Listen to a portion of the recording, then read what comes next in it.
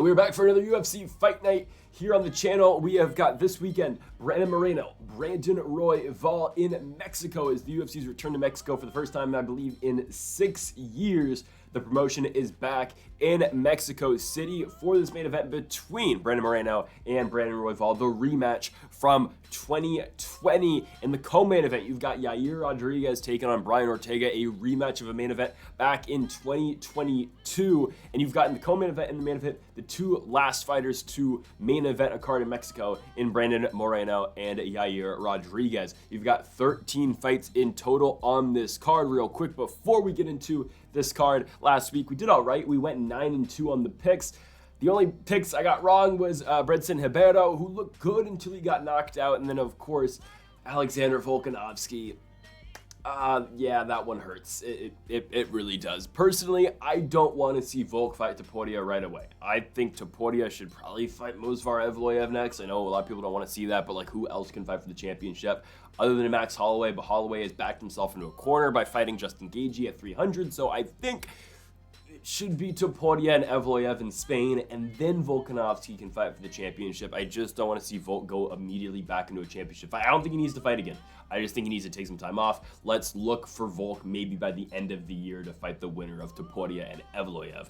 Or we wait until after 300, and if Holloway somehow beats Gaethje, then Holloway can fight for the belt. And then we skip Evloev for now. But anyways, on to Moreno and Royval. And real quick, folks, if you haven't yet, though, make sure to hit that subscribe button down below for some more UFC here on the channel. Tomorrow, we will have the PFL versus Bellator Champions card over in the Kingdom of Saudi Arabia. We're going to be predicting that card. Really fun one, main event, the heavyweight champions fight, Renan Ferreira, Ryan Bader, and then you've got the PFL light heavyweight champion taking on the Bellator middleweight champion in Impa Kasanganay versus Johnny Eblen. It's a very good card. I'm really excited for it. We're going to do that one tomorrow, but let's get into this UFC card, starting things up first with Muhammad Naimov taking on Eric Silva. Now, this fight, I will just straight up say, is a mismatch. I don't understand why the UFC made this fight.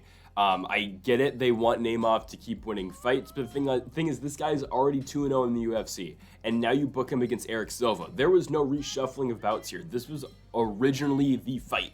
This was the fight that the UFC had on tap for this card, and I just don't understand it. I really don't. Eric Silva's a guy who's 0-1 in the UFC. He's lost to TJ Brown. This is a guy who came into the promotion by beating an Uzbekistani kickboxer, which, you know, he won. The guy was 3-0 at the time. He'd only fought once in LFA. He won. Eric Silva gets him. He got him to the ground, and it was, you know, it was over.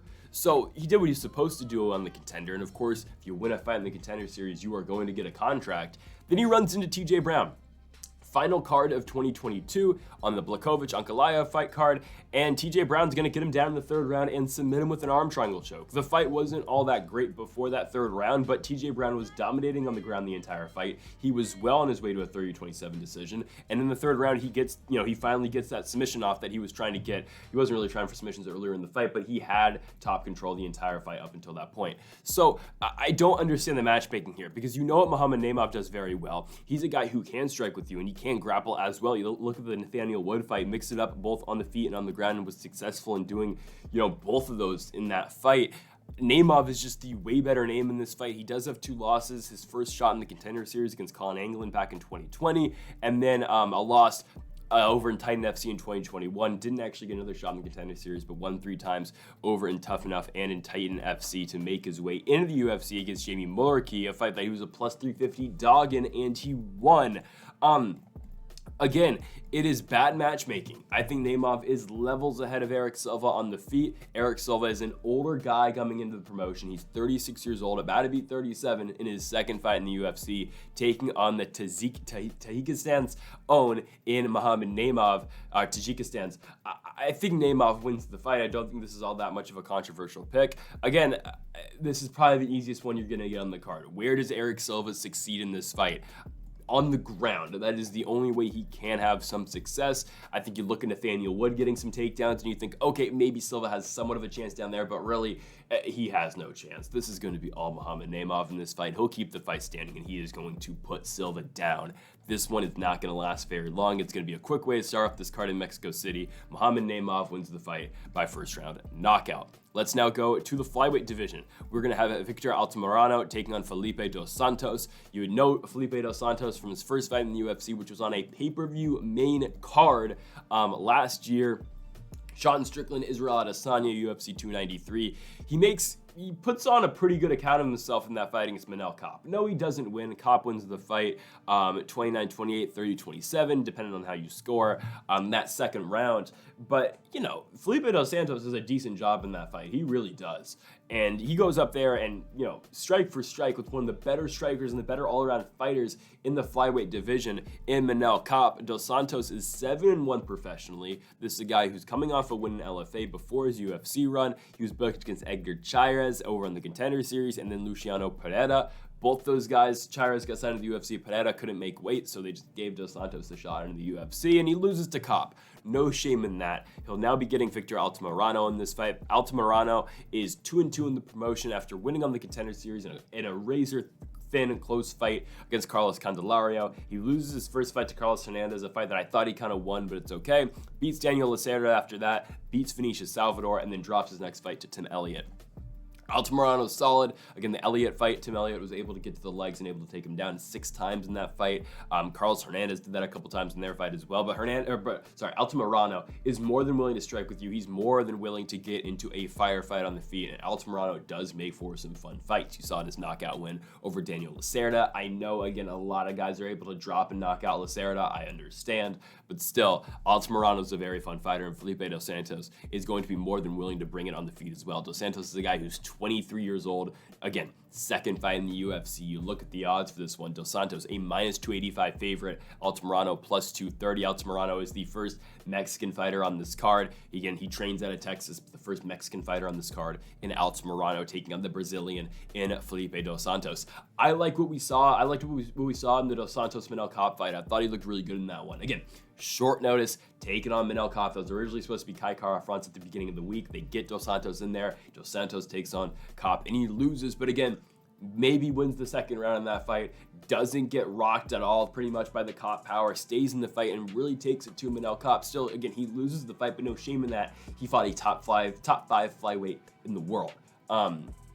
Again, I think this is a good chance for Dos Santos to get a win here. I think his all-around striking game is better than Victor Altamirano, and even in his second fight, again, he hasn't won a fight yet in the UFC, taking on a guy who's won 2 fights in the UFC. I think Dos Santos' striking is better. I think over 3 rounds, he will find the edge over Victor Altamirano, and give me Felipe dos Santos to win the fight by unanimous decision here in the flyweight division. Let's go to our next one here. Staying in the flyweight division, we've got Luis Rodriguez taking on Denise Bondar in this fight. You look at the odds for this one. Bondar, a slight favorite at -120. I think that line might shift as the week does go on. You look at Tapology, you've got Luis Rodriguez as the fan favorite in this one. 85% going with him, 15% going with the Ukrainian in Bondar. And Denise Bondar is a guy who is 0-2 in the UFC and is a favorite in this fight. Interesting, really interesting. I mean, I know Bondar's first fight in the promotion, he lost to Malcolm X Gordon, who looked horrible in his last fight. Basically, I think retired from MMA after he lost to Jimmy Flick.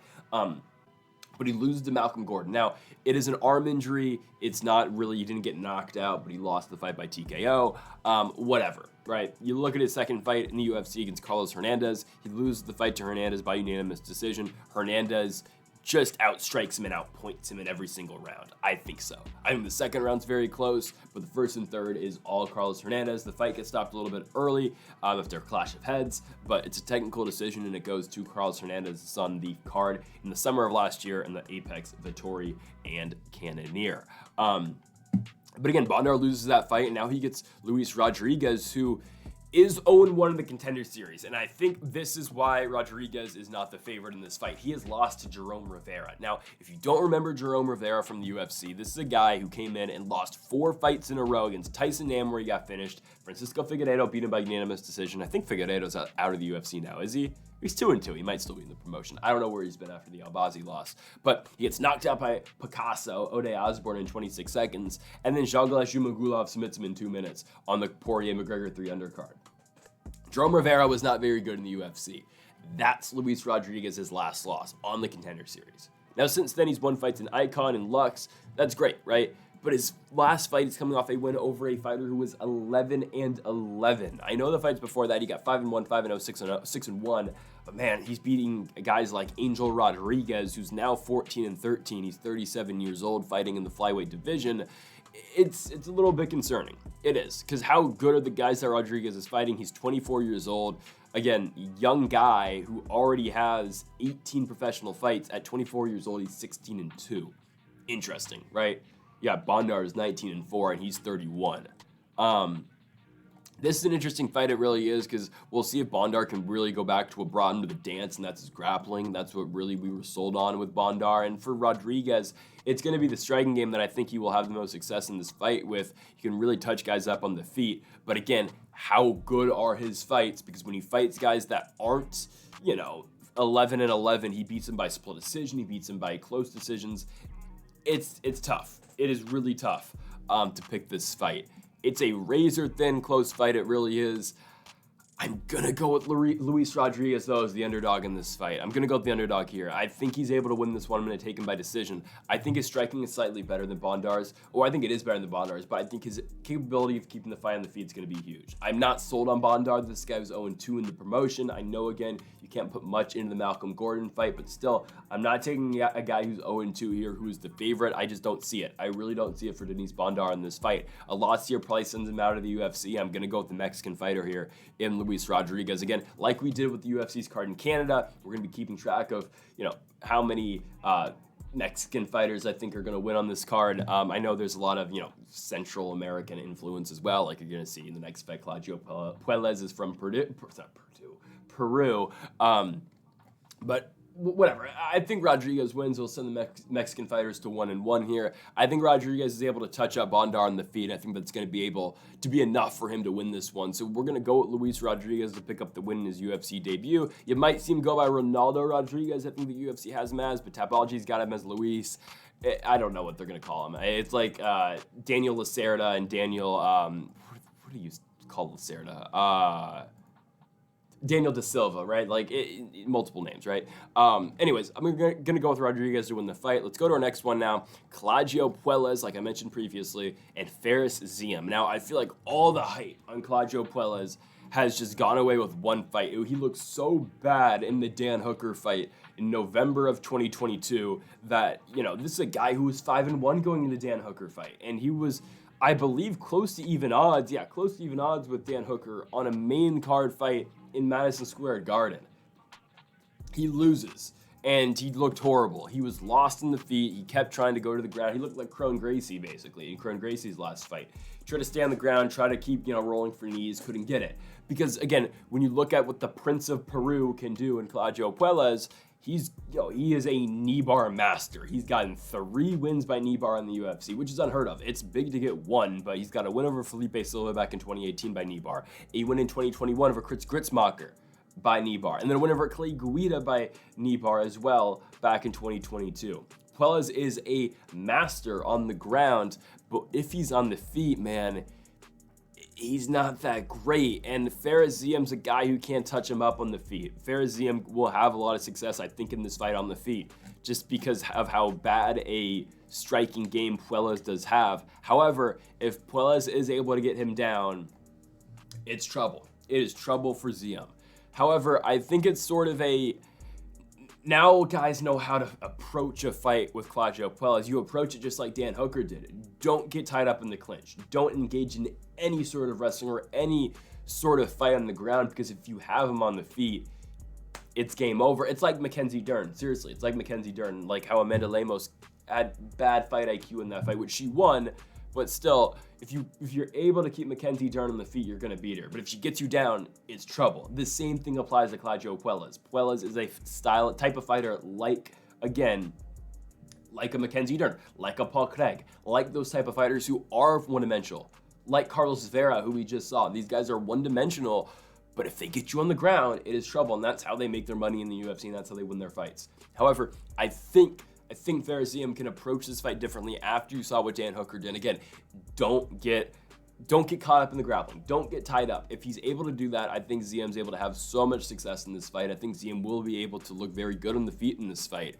I know, again, He has 2 losses in the UFC. How did he lose them? Don Madge took him down and held him down for 10 minutes back at UFC 242, Khabib Poirier. The other loss, Terrence McKinney was able to take his back and submit him 2 minutes into the fight by rear naked choke in 2022. His wins, though, are good. Again, Ziam, though, the one thing he has struggled with a little bit in the UFC is dealing with wrestling and, dealing with the approach of trying to get back up from his feet or to his feet after he's on the ground. Again, 75% takedown defense rate in the UFC is solid. It's just, again, guys tend to shoot on him a lot, and sometimes they eventually do get the takedown and do get him down. Again, I think Ziam, though, is able to win the fight. He is a bigger 155-pounder. He's 6'1".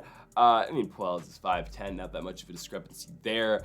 Though I think Ziam's able to win. I think Ziam's able to keep the fight on the feet, and I think he's able to win it by decision. I can't pick Puelles after that last fight. He looked really bad.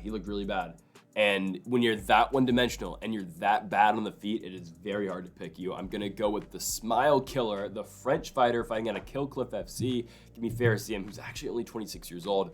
Puelles is only 27, but give me Fares Ziam to win the fight by unanimous decision. Our next fight, it is the rematch for Daniel Lacerda and Edgar Chairez. Already talked about this fight.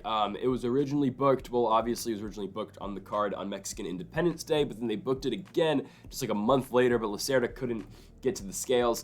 So we already talked about that fight. It was on Edson Barbosa and Sodiq Yusuff. I'm just going to roll that same exact pick because nothing really changes. I think, again, I think the same pick applies. So we're going to go on to the next one, which will be a fight between Jesus Aguilar and Mateus Mendonca. So we're going to talk about that one next, but here is Chairez and Lacerda. Next up, we've got the rematch from UFC Noche. It, of course, is Edgar Chairez taking on Daniel Lacerda. Lacerda 0-4 in the UFC, but he gets another shot, 0-4 and 1 no contest for Lacerda in the UFC, but now he gets Edgar Chairez, a guy who does not have a win in the UFC either, even though he probably should. Now, okay, we can talk about that fight at UFC Noche, Mexican Independence Day. Chairez Lacerda won.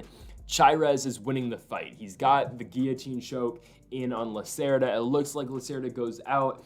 The hand drops. Chris Tognoni stops the fight. Now, he doesn't check the arm of Daniel Lacerda. Lacerda was still with it. Now, it was very, it looked almost like the same thing. I know different submission, different position, obviously, in the Ben Askren, Robbie Lawler fight, but it looks sort of like that, right? Where Lawler drops the hand off of Ben Askren. Askren with the bulldog choke finishes him. Herb Dean stops the fight. It looks like Lawler obviously pops right back up to his feet. Lawler wasn't out. Now, in that case, I think Robbie Lawler went out. I think he did, and I think he came to right after. This fight with Lacerda and Chairez, I don't know if Lacerda was ever out. I don't know. It might have been the same thing, honestly, as the Robbie Lawler fight. That's a judgment call. You just don't know. I made the case about this with Ben Askren and Robbie Lawler. I'll make the same thing about this fight. If that choke was in for another 5 seconds, I think Edgar Chairez wins the fight, and we don't even have this discussion anymore. And that was the same case with the Ben Askren and Robbie Lawler fight. I was like, okay, well, if Askren just had that submission in for a little bit longer, eventually he would have got the finish and Lawler just would have went out, or he would have tapped out, right? But it was just the premature stoppage showed that, okay, well, Lawler was still up. I think the same exact thing would have happened in the Chairez-Lacerda fight. I think Chairez was in an incredible position to win the fight that way. Now, is this fight going to be the same exact case? Who knows? Because again, it's a different night. It's going to be about a month later since their original fight. It's a completely different fight. Now, we've talked about it before, and Daniel Lacerda has been in the UFC for a while. He's had 5 fights in promotion. He has not won one just yet, but you know what the guy can bring you. He will bring you an incredible fight, and he will bring you an action-packed fight, because that's what he does. He's an incredible fighter to watch. He brings a pace. He will definitely get knocked down, but he will try to knock down his opponent as well. He's got power for the weight class. It's going to make for an incredible fight, right? Now, I'm surprised they rebooked this so quickly, because this fight's at 130 pounds, not 125 like they usually fight at.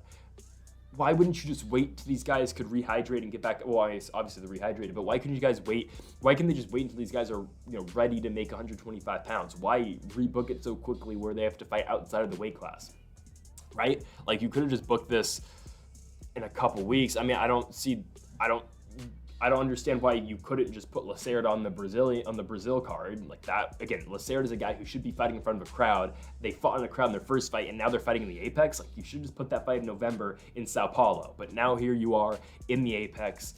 It's fine, but they're at 130 pounds catch weight. It doesn't really make sense. Now, again, Lacerda is a tough guy to pick. He just is, because you've seen what he's been able to do so far in the UFC. He hasn't won, obviously. Again, there will be great fights out of that, but that's the problem. Now, has Chairez found a way to beat Daniel Lacerda? Is it through grappling? Yeah, he kind of has. He's found a way to beat him grappling-wise. Will he go for a takedown against Lacerda? We'll see if we see that. Obviously, it was a standing submission that Chairez got against Lacerda. Again, will Chairez look to exploit that, and will he look to go to the ground? Maybe. But honestly, I'm going to stick with my original pick, and I think Edgar Chairez wins this fight, and I think he will get it done by knockout. I'm going to take Edgar Chairez to win this fight by first round KO because, again, I don't trust Daniel Lacerda's chin. I think Edgar Chairez's striking game may not be the greatest, but that's the type of fight Daniel Lacerda wants to fight. He is going to get that fight. I think Edgar Chairez is going to crack the chin. I am tempted to kind of pick Lacerda like I was in the first fight, but again, all things involved, I think the striking game obviously is still better at Lacerda. That doesn't, nothing from the first fight, everything from the first fight proved that. Again, Chairez was outstriking Lacerda for the first round of that fight, so nothing disproves that. And also now you get the factor of the grappling as well, which, oh, by the way, again, I think Chairez is the better grappler too. So how does Lacerda win this fight? He throws up a bomb and he knocks out Chairez. I don't think that's going to happen. I think Chairez is the better fighter as a whole. Edgar Chairez is going to win this fight.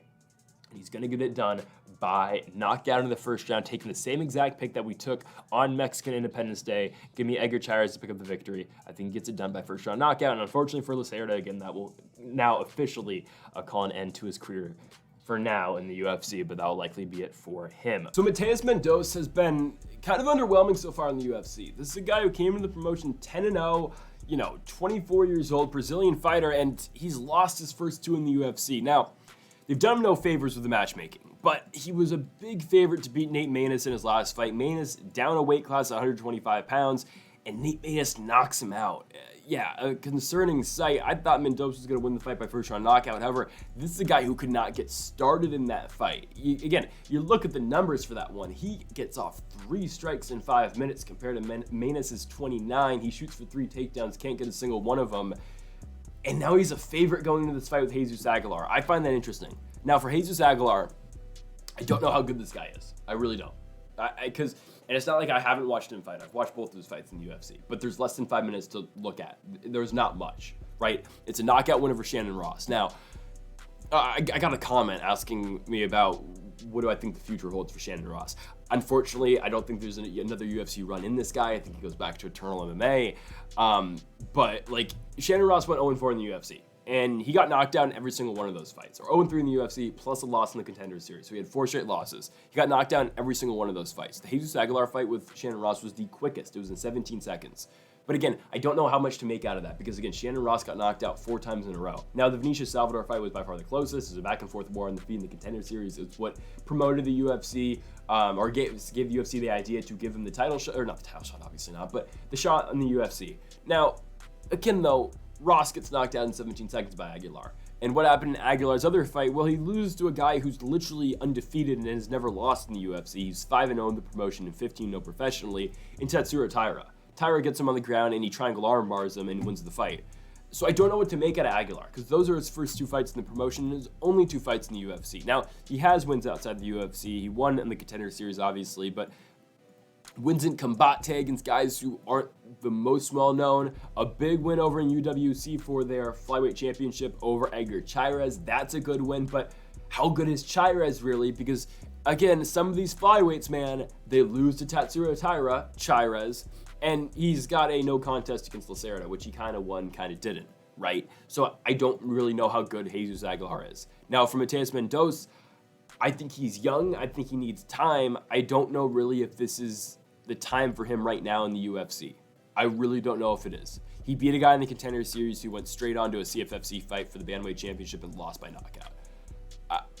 The wins for Mendoza before the UFC, honestly, were not the greatest. He's got a win over a guy who has experience in Future FC, but a guy who is 38 years old now in Pedro Nobre, who has fought in the UFC a very long time ago. I don't even know when he fought in the UFC. Back in 2013 against Yuri Alcantara, he loses, or it's a no contest. That was UFC on FX7 over in Sao Paulo, Brazil. Main event, Vitor Belfort, Michael Bisping.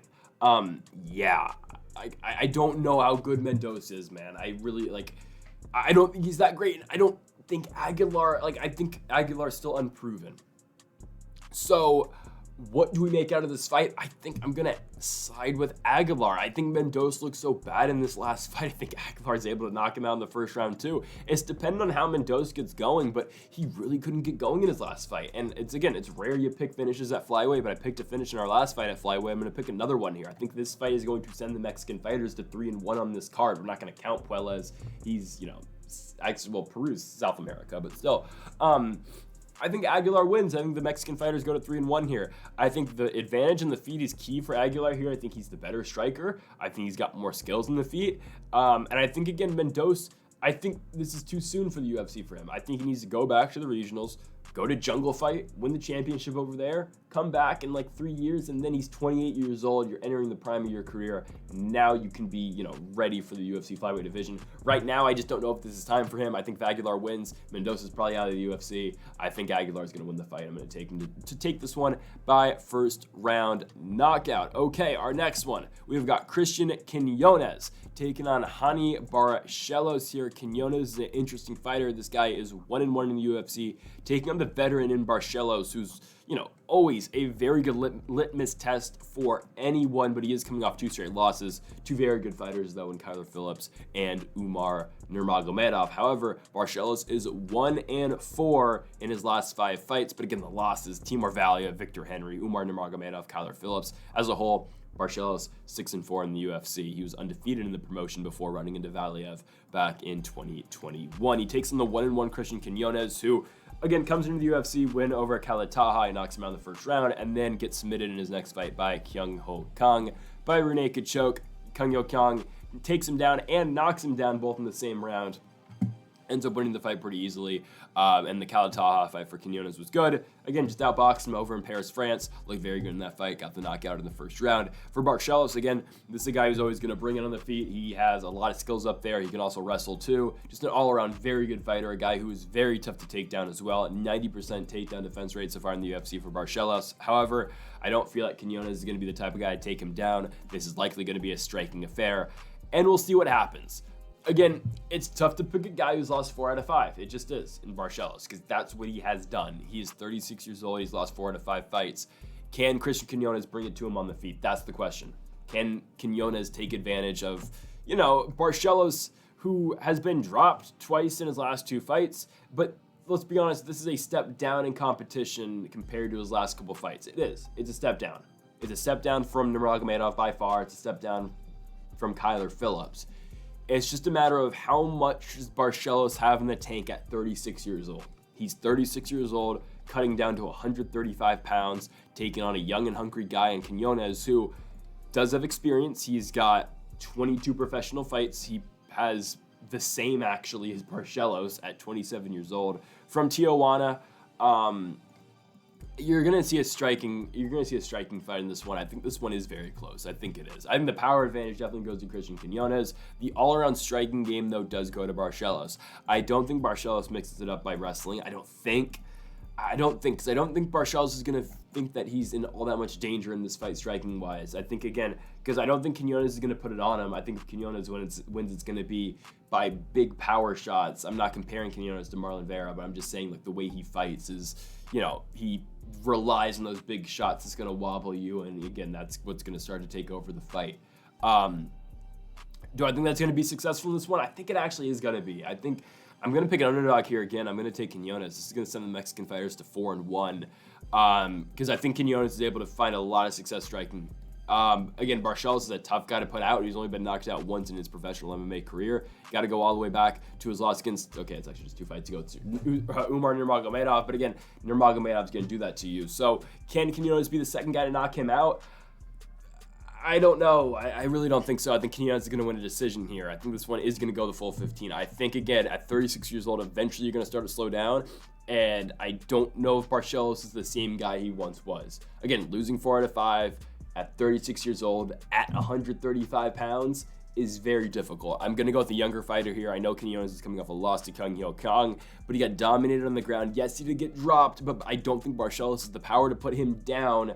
And And in terms of grappling, I don't think Barcelos is going to go immediately to the grappling game. I don't know if he's going to go to that at all. So I'm going to take Christian Quinonez doing the fight. I like him to take this one by decision. Razor thin one for me, though. I could definitely see Barcelos winning, and I would not be surprised, but we're going with Quinonez. Okay, our next one, Manuel Torres taking on Chris Duncan. For Manuel Torres, this is a guy who is 2-0 in the UFC, back-to-back first-round knockout wins against, given not the best competition, Frank Camacho, not in the UFC anymore, and Nicholas Mata, who, you know, is 2-2 in the UFC after his win over Tom Nolan in his last fight. But Mata is not a horrible win for Torres, and now he will be getting Chris Duncan here, the Scottish-born fighter. Duncan is 2-0 in the UFC as well. This is a very good fight. This is a very good fight against between two very good fighters, and both guys who, again, are undefeated in the promotion. It's just a matter of who do you think the better striker is. Do you think Chris Duncan can avoid the power shots of Manuel Torres? And do you think Chris Duncan can get to the ground when he needs to as well? Because Duncan has done that before in his UFC run, and he's been successful in doing so. The Omar Morales fight took him down 5 times. The Yanal Ashmoz fight was good for Duncan. I didn't know if he was going to beat Ashmoz. Ashmoz is pretty good. He really is. I thought Ashmoz was going to knock him out. And again, Duncan weathered the storm, and Duncan was able to go in there, and Duncan was able to really just win the fight on the feet, not allowing Yanal Ashmoz to knock him out. He was able to get out of the way of strikes, touch him up, win the fight, outstruck Ashmoz in the third round 40-12. It was a very good win for the Scottish fighter and Duncan. Now he gets Manuel Torres. It's kind of the same approach here. You just can't get knocked out. But Torres has been able to knock out everyone. He knocked his guy out in the Contender Series in 2021. He knocks out Camacho. He knocks out Mata with an elbow. The guy is very good. Manuel Torres is a problem. He is a very powerful individual who's going to bring it to you on the feet. Now, we haven't seen much of the defensive wrestling out of Manuel Torres. We really haven't, in the UFC at least, right? Camacho tried to take him down 5 times, but I take that with a grain of salt because Frank Camacho went 2-6 in the UFC and was just never the best fighter. Let's just be honest with ourselves. Now you get, again, Chris Duncan, a guy who is able to wrestle, but prior to UFC was a very big power puncher, was able to go out there and win a lot of fights on the feet, stand-up-wise. But I think on the feet, Torres will have him beat. It's just a matter of how much damage and how much time can Duncan accumulate on the ground to win him the fight down there. Because striking-wise, I think Torres has got it. I really think he does. It's just a matter of the ground game. However, I think Torres is able to keep this fight standing. I think he's able to. Again, this fight's in Mexico. We've got a Mexican fighter in Torres. We're riding the wave of the Mexican fighters in this one. I really am. Since the Altamirano fight, we have continued to pick Mexican-born fighters or Mexican fighters as a whole. This is going to go to 5-1 here. I'm taking Manuel Torres. I think Torres is able to knock out Chris Duncan in the first round. I think he's able to continue the success that he has seen so far in the UFC. Because of the power he does have and just the all-around striking game, I think he is slightly better than Duncan. I just think he is. Might be somewhat of a controversial pick here because I think the odds are pretty split. Picks on Tapology, though, a lot of people are going with Torres, 81%, and then 81% of that 81% are going with Manuel Torres. I think Torres does win. I think he's the better striker. I think he's got more power up there. Duncan doesn't get hit all that often, I will be honest with that, and I am a little bit concerned looking at the Yanal Ashmoz fight because, again, he did look decent in the Ashmoz fight and was able to get out the way of big power shots that Ashmoz was able to get off in his first fight in the UFC when Ashmoz beat Sam Patterson. But I am going to go with Torres to win. I think Torres is able to knock him out. I think Torres is able to do a lot of damage on the feet. So give me Manuel Torres to win the fight by first shot knockout. Okay, our next fight, Yasmin Jauregui taking on Sam Hughes. Jauregui is, I believe, the biggest favorite on this card, an even bigger favorite than Muhammad Naimov against Eric Silva. But yeah, I mean, Jauregui is coming off a loss, and it's a loss to Denise Gomez. And she was 10-0 going into that fight, and Gomez knocks her around 20 seconds.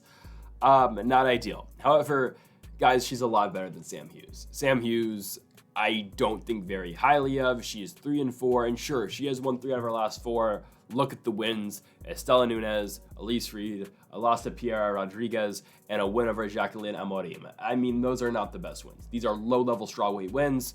And Jauregui is just all around better. She just is. And again, I know a loss to Denise Gomez is bad, but look at her wins. She beat Estelle Nunes by a more convincing fashion, and I know that doesn't mean anything, but the win over Yasmin Lucindo is good. It wins it by decision over in San Diego back in 2022. Jauregui is just the all-around better fighter. She got shut out in the Gomez fight, completely shut out.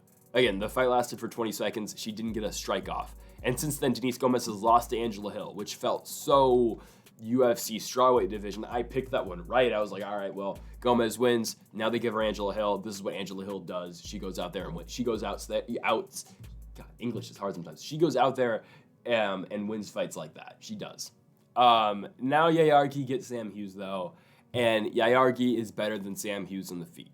She just is. I think Sam Hughes is the best out of, I say this with heavyweight, there's a low-level heavyweight rotation of fights that always happen. There's a low-level strawweight level of fights, or strawweight fights that happen. Sam Hughes is the best of those fighters. Jauregui is able to beat a fighter like Sam Hughes. She just is. On the feet, she's way better. On the ground, we haven't really seen Jauregui on the ground just yet in the UFC. We haven't.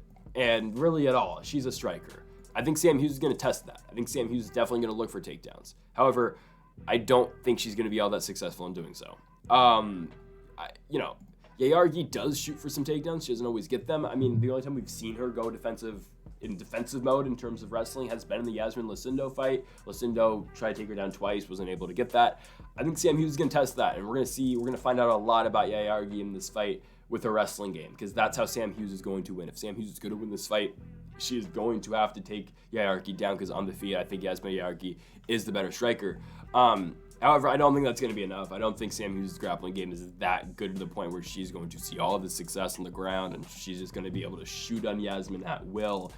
I just don't see it. Yasmin Jauregui is going to win the fight by decision. The UFC wants to build her back up, and if they want to build her back up, these are the type of fights she needs to have against Sam Hughes, against Elise Reed, against these types of fighters. Jacqueline Amorim, these types of fighters are the fighters that Jauregui needs to beat. But again, that's what they tried to do with Denise Gomez. They thought Jauregui was going to be able to beat another young fighter in Gomez like she did against Lucindo, and she wasn't able to do so. However, in Mexico, at home, she should be able to win. The Mexican fighters now go to 6-1 on this card? 7-1? 6-1, I think. 6-1 on this card.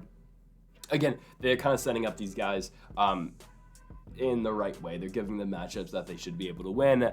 I think Jauregui is able to take this one. Yasmin Jauregui is going to win this one by unanimous decision. I don't really have much else to say because this feels like a smash matchup here. This feels like they're just feeding her Sam Hughes, who is 8-5 professionally, to get her back on the win column. Again, in Mexico, this is the fight that Jauregui is going to win. Let's go to the next one here. Raul Rosas Jr. is back. Don't forget, the guy's only 19 years old, taking on Ricky Turcios. Turcios is 12-3. He is 30 years old. He is 11 years older than Raul Rosas Jr. And Raul Rosas looked good in his last one, beating Terrence Mitchell. It was a fight that everyone kind of anticipated him to win and expected him to win. He was a -750 favorite in that fight. He won the fight by knockout in the first round. This is a step up in Ricky Turcios. Depends how Turcios fights. The Iman Zahabi fight was just so bad out of Ricky Turcios. I know he comes back and beats Kevin Natividad in his last one by split decision, but he was supposed to beat Kevin Natividad, and he barely beats the guy. Natividad saw not that much success in the UFC. This guy was 0-3 in the promotion. He now fights in LFA yet again. And Turcios barely beats him. He gets dropped in the third round, and he wins the first two, sure. But Turcios, again, goes to the wrestling to win those 2 rounds. Natividad tries to take him down, but really on the ground, Turcios finds some success in the first and the third. Which does propel him to win the fight. The second round is the swing round, but the judges ended up giving Turcios the win 2-1. The Iman Zahabi fight was just so confusing because Turcios doesn't do anything. He gets outstruck 2-1 in that fight, and he just kind of stands there and doesn't do anything, which was so weird because his fight over against Brady Hiestand in the Ultimate Fighter finale card was so good. He wins the Ultimate Fighter. It's a back and forth war on the feet. He beats Hiestand. He looks really good, and Hiestand has won 2 fights since then, and Turcios, is 1-1, which is fine, but I think Turcios just, I think he hasn't looked good since the Hiestand fight. The Natividad fight, sure, he wins. He didn't look all that great in the Kevin Natividad fight. He was supposed to blow Natividad out of the water in that one, and he really didn't. He kept the fight competitive, and sure, he wins. Credit to him. but I just don't think Turcios is the same guy that we thought he was going to be out the Contender Series. The Ultimate Fighter. I thought he was going to be a really entertaining guy who's going to bring crazy fights on the feet. He really hasn't been all that. And Raul Rosas, I think, again, we need to weather our expectations on Raul Rosas. He's 19 years old. This is not a guy who, again, was talking a big game at one point, saying he was going to be the youngest UFC champion, who's going to go out there and beat Aljamain Sterling in his 5th fight. He wasn't able to do that, obviously. I mean, look at the guy who's 2-1 in the UFC. But again, he ran into a very tough Christian Rodriguez in his 2nd fight in the promotion. Rodriguez, who is 3-1, with his only loss being to JSP Jonathan Pierce, a guy who was very good in his own right, who did lose to Joe Anderson Brito, which is unfortunate, but still, Rosas has been fighting good guys. His one loss is against a very good fighter. The wins, Jay Perrin, Terrence Mitchell. I mean, again, not the best names, let's be honest. Both those guys probably will not see another fight in the UFC. Mitchell might, maybe, I don't know. But this is a step up because, again, Turcios is a UFC caliber guy. I don't really know if Perrin and Mitchell are really all that UFC caliber. This fight's going to be won and lost on the ground, though. This is a fight that is dependent on who the better wrestler is. I think it is Raul Rosas. I think Rosas is better down there. Striking-wise, I'm going to give it to Ricky Turcios. I know, again, Turcios is a mixed bag of results in the feet because you can either get the Turcios that showed up in the Brady Heastand fight or you can get the Turcios that showed up in the Ayman Zahabi fight. You can get a guy who's very, laid back and won't do anything, or a guy who's willing to go out there and really risk it all to win the fight. However, I think Rosas will see a lot of success on the ground. Again, the guy's only 19 years old, but he does that very well. He's a very good grappler who is going to give Turcios a lot of problems down there. I think if Raul Rosas is able to get him down, I think eventually he's actually going to find a submission. I think Rosas is able to win the fight by 2nd round sub. Sending the Mexican fighters, I know Rosas is born in the U.S. I believe he was born in the USA. I think he was. He was born in the USA, raised in the USA, trains in the USA, but UFC is going to market him as a Mexican fighter here, so in the UFC sense, we'll go to 8-1 in the Mexican fighters here. 8-1, 7-1. I'm losing track. It's fine. Just know it's a pretty big margin for the Mexican fighters in this one. Raul Rosas, a pretty sizable favorite, -260. Again, I think the grappling is going to be key in this one, and I think he is a better grappler than Ricky Turcios, and that's what's going to give him the victory. I'm not all that impressed with Turcios anymore. I'm really not. It sucks because at one point I was. I think if Turcios is able to win, he's got to keep this fight standing, and he's got to really put it on Rosas on the feet. I just don't know if he's going to be able to do so. Give me Raul Rosas Jr. to win the fight by 2nd round submission. Let's go to our next one here. Daniel Zellhuber taking on Francisco Prado. You know they're big on Zellhuber when he's going over Raul Rosas on this card, but Zellhuber will get the Argentinian here in Francisco Prado. Two guys that both only have one loss in their professional MMA career. They both come in the UFC. For Prado, it is Jamie Mullarkey back in Australia at UFC 284. And for Zellhuber, it will be Trey Ogden back in 2022. Zellhuber, 2-1 in the UFC. Prado, 1-1 in the UFC. But Prado's a guy who can bring it on the feet and on the ground. He looked very good in his last fight where he knocked out Otmano Zaitar. And for Daniel Zellhuber, a guy who came into the UFC known for his striking, but picked up a huge submission win over Christos Giagos in his last fight over on Mexican Independence Day. This is a good fight, it really is. I think Prado has a better chance than a lot of people are giving him in this one. Zellhuber is a much improved fighter since his fight against Trey Ogden. Let's keep it a buck here. He's much improved from that fight. The Lana Venado fight, he knocks down Venado in that one. He wins it 30-27. The Christos Giagos fight, competitive until it's not, right? Giagos, I think, does win the first round. Zellhuber doesn't look great in that one. 2nd round, though, Zellhuber really starts to come on, and Zellhuber eventually does get the submission. But again, I think Prado's a lot closer in terms of odds. I think he should be than +210. I think +210 is great value for Francisco Prado. No matter what I'd say who wins this fight, I still think +210 is great value for Prado, considering I'm not sold on Zellhuber just yet. Zellhuber lost the first round in his last fight against Giagos. Again, I think Giagos is decent, but I think that was a fight that Zellhuber is definitely supposed to go in there and melt the floor with him. I think I picked Zellhuber to win the fight. I picked him by decision, but still, I picked him to win every single round in that one. Sure, he gets the submission, right? He gets the submission in the 2nd round, but he does lose that first to Giagos. Now you get him and Francisco Prado, and Prado, 21 years old, a very young guy who lost a fight against Jamie Mullarkey, which, Mullarkey was able to take him down and hold him down. He was able to get 3 takedowns, and that's maybe where you see Zellhuber look, is in the wrestling, because Prado can strike. Prado's got power up there, and Prado's able to put it on you. So I think for Zellhuber, I think you're going to see somewhat of a wrestling-heavy approach in this one. I think you're going to, because you pick apart what Prado's loss is back in February of 2023. It is him getting beat on the ground. And I think that's where Zellhuber can mix things up because, again, once you present the threat of the takedown, then it opens up your striking so much. And that's where I think Zellhuber is really going to look. He's going to look for the takedown early in the fight, and then it presents him so many more opportunities on the feet where he's able to strike with Prado. And then, again, you can always have Prado guessing for the rest of the fight. So I think it's important for Zellhuber to land a takedown or at least shoot one early in this fight just to mix up the game, mix up his game in this one, and, again, keep Prado guessing throughout this entire fight. This fight is a lot closer than the odds indicate, but we do not pick for value, we pick for winners. I'm going to take Daniel Zellhuber to win a razor-thin decision. I think Prado is going to put up a very good fight in this one. Again, this guy's got potential. At 21 years old, this guy is going to be good, right? I think Zellhuber at this point in time is slightly better. I'm going to take another Mexican fighter in this fight, in this card. I don't remember how many I picked at this point. I think it's 8-1 now, because no, Puelles didn't count. There's 13 fights in this card as a whole. We've got 2 more. Let's do some math real quick. It would be 8-1.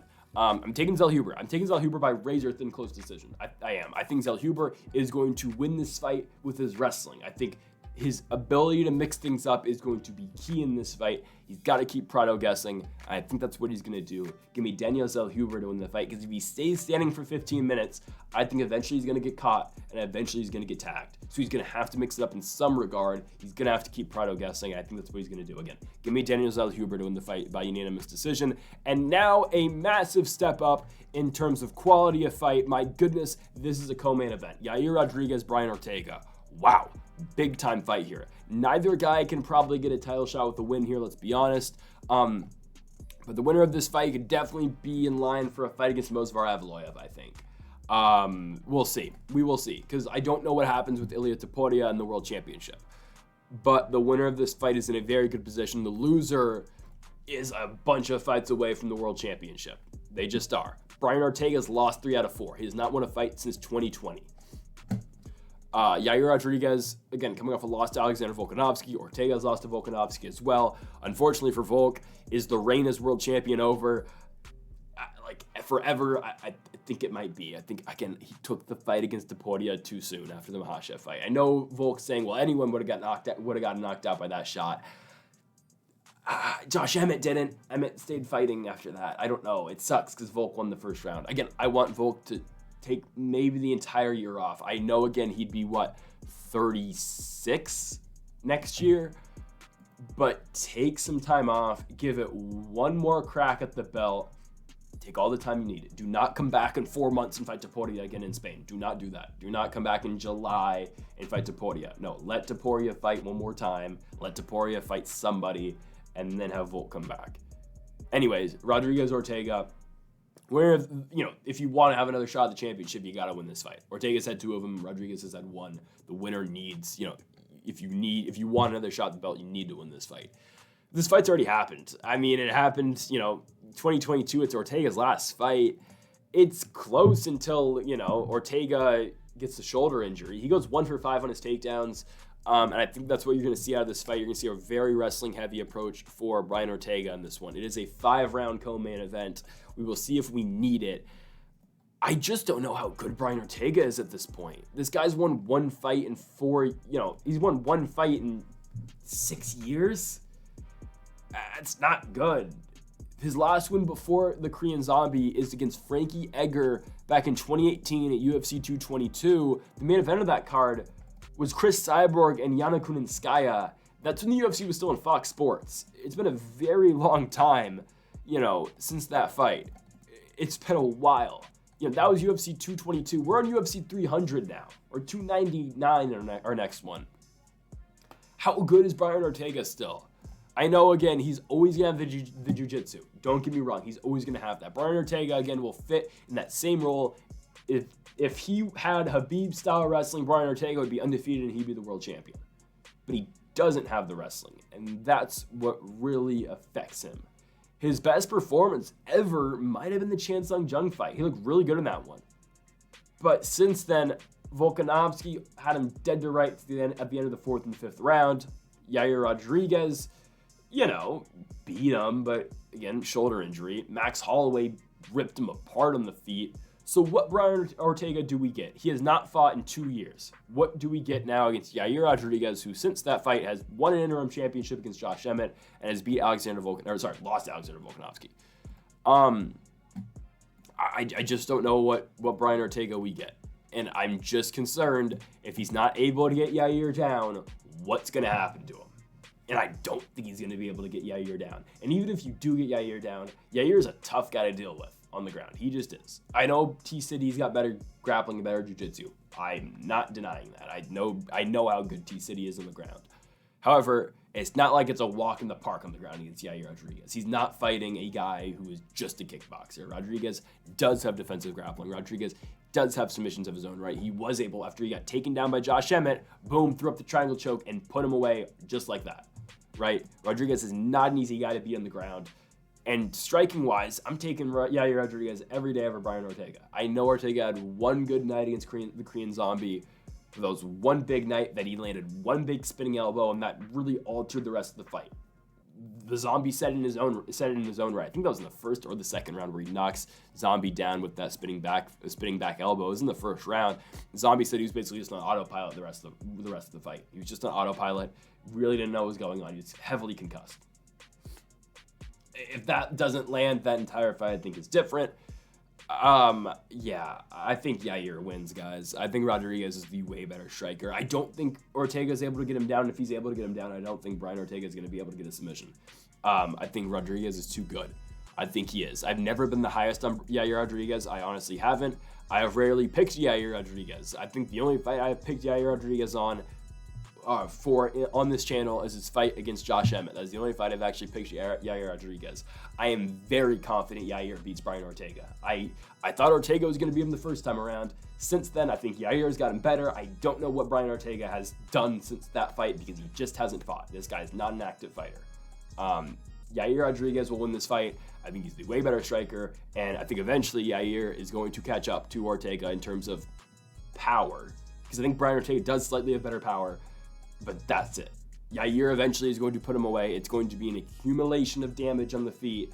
Yair Rodriguez is going to win this one by third round TKO. He is going to beat Brian Ortega. I think he's going to do it pretty convincingly. So, again, give me another Mexican fighter here. Send him to 9-1 on this card.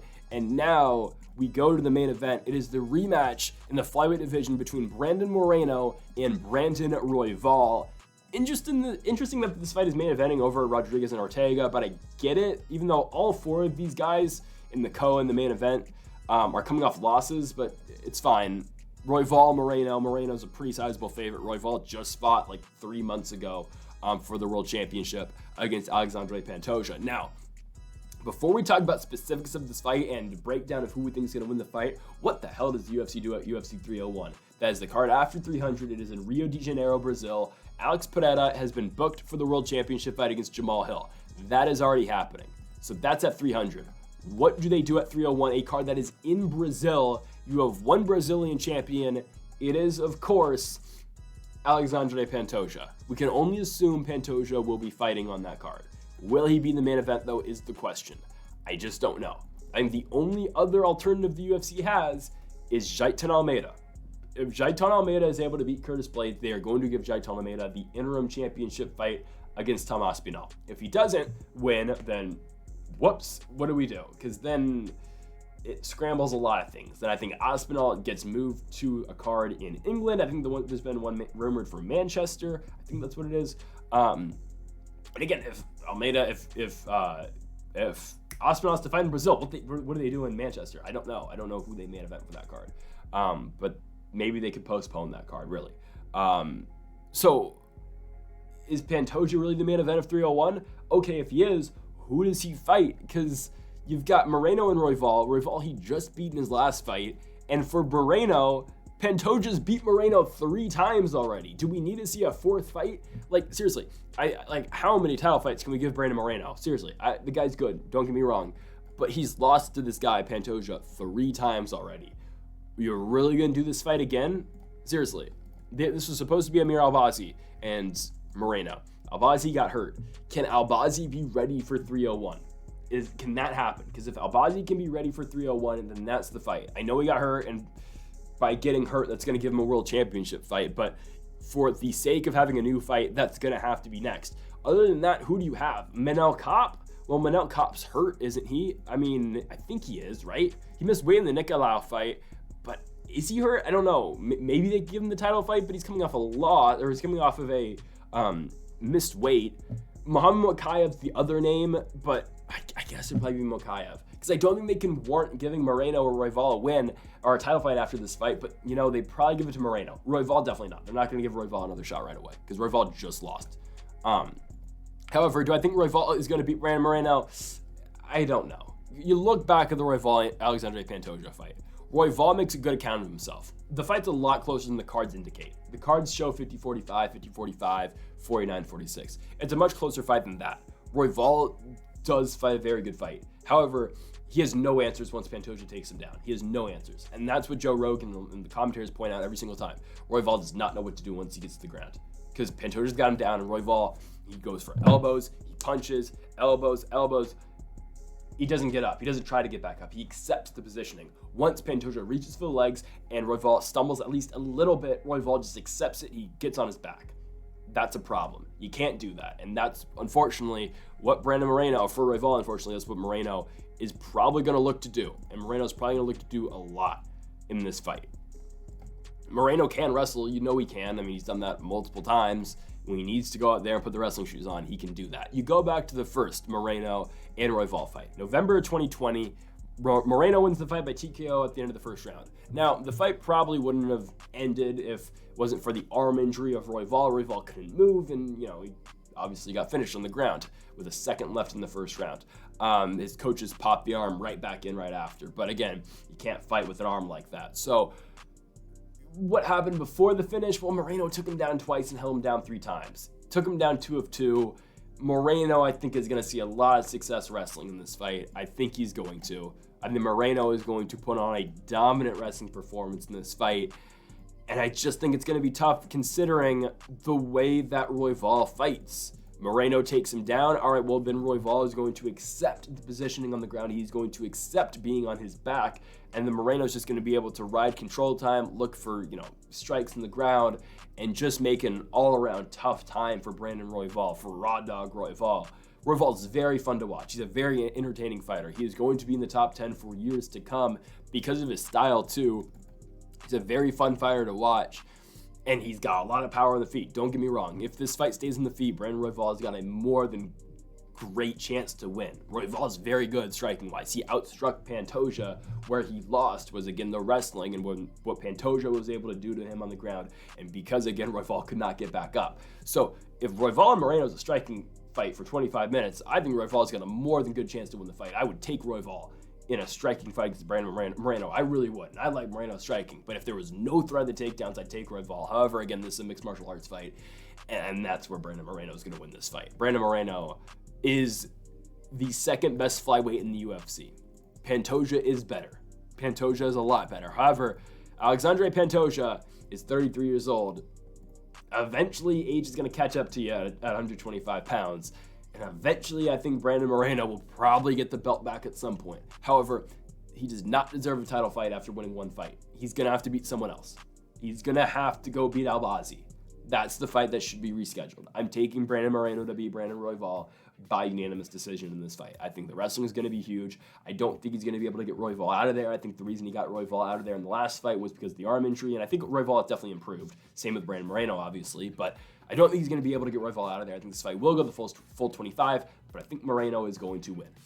Because of the wrestling, and I think, again, the threat of the takedown opens up the striking alley, ranges and alleys for shots that Moreno can't throw, and again, Brandon Moreno will win the fight that way. But again, I don't think Brandon Moreno deserves a world title fight after beating a guy he's already beat. He's already lost 3 times to Pantoja. You have to beat someone else. And when you look at the flyweight division, I think it has to be Amir Albazi next. I think it has to be. The winner of this fight, no matter what, even if Royval wins, the winner cannot get a title fight. So the winner has to fight someone else. That someone else is Albazi. Now, what do you do at Pantoja? If Albazi is ready, indeed, for that card at 301, maybe you do that. So maybe you do Albazi Pantoja. Then who's the backup? it's Manel Kape. Manel Kape should be next for the winner of this fight. I know he couldn't make weight against Nicolau, but I think we all knew what was going to happen in that fight. Kape was probably going to knock out Nicolau. So if you want to really rebook that, then Muhammad Mokaev is probably the next guy. There are guys in this flyweight division. It's just that none of them really have the championship resume just yet to take on Pantoja. However, someone's going to have to fight Pantoja. I think it's Albazi. Now, if that's the main event, that's rough.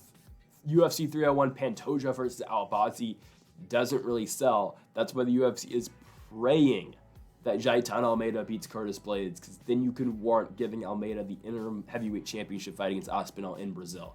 Because you know you're going to have a Brazilian fighter main event 301. Who else do they have who is in championship contention that can fight for a world championship? Because Alex Prado was that guy. I thought Prado was going to main event 301 in Brazil. You don't have another Brazilian fighter. You just don't. Charles Oliveira, well, okay, Oliveira's fighting Tarukian at 300. That one's out the window. Gilbert Burns is fighting at 299. He can't fight on this card, and he wouldn't main event anyway. Vicente Luque's injured. Johnny Walker just lost. I mean, there are no guys. There's no fighters. There's no fighters that can fight on this card. I think Johnny Walker probably wouldn't even be ready for that. So again, the UFC is praying that Jairton Almeida couldn't win. There is nobody else. Amanda Lemos, okay, you can put Lemos in that card, but who can she fight? Tatiana Suarez, she'll probably lose, but that can't main event, can it? It's a pay-per-view. It's not a fight night. It's a pay-per-view. That can't happen. Jessica Andrade, you can't warrant giving her a title fight, right, against Grasso. I don't think you can do that, right? That just wouldn't make sense. It would just feel like, all right, well, we're just putting a fighter of Brazilian descent in that fight. Mario Bueno Silva lost. Can you warrant putting Ketlin Vieira in a title fight against Raquel Pennington? No, and you can't main event that, and that fight's going to Juliana Pena. So no, the fight is going to have to be Pantoja in the main event if